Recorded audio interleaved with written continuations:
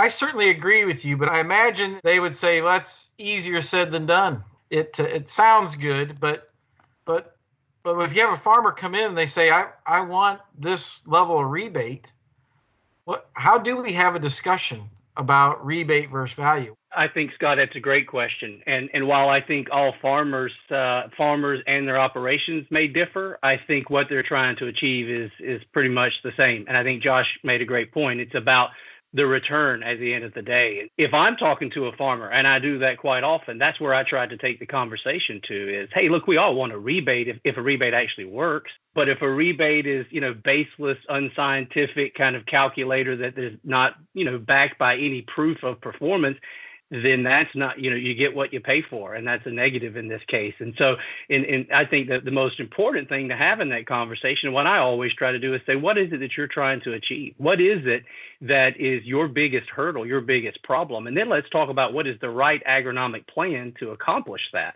We can always come back to the price, the rebate, in those discussions later. I think that's a natural thing of business, and farmers are great businessmen, but they also want to look at return on investment. And you got to be able to prove that you're going to get that return on investment. And that helps to equal out that discussion pretty quickly, in my experience. Yeah, I'll add to that, Robbie. I actually learned a new term this year that I didn't know before. It was called partial budgeting. That's what we actually do every time we go out there and talk about a new product or this program versus that program. It's that incremental benefit that you get from this product or this program versus the next. It was actually an interesting time. I got to work with an economist this summer when the commodity prices were down. Do fungicides still make sense? We really worked through some of the economics of it all. But ultimately, that's what we do in everything when it comes to farming. What is that partial budgeting? What is the increased return that we're going to get from this decision versus that decision?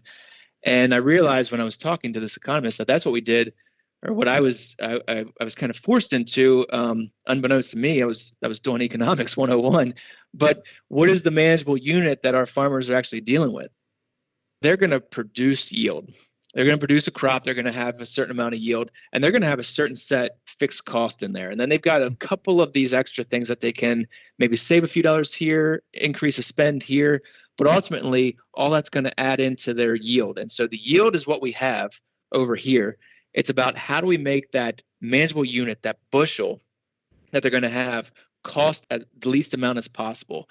And so when you make the right decisions up front, ultimately you're increasing yield and decreasing that cost per unit. And it was interesting that that's something that I think we all do out with farmers, but didn't know the technical terms until this year working with that economist. But that's ultimately what you're talking about right there, right? We've got to figure out what that manageable unit is, how to make the right decisions to increase the yield most profitably for our farmers.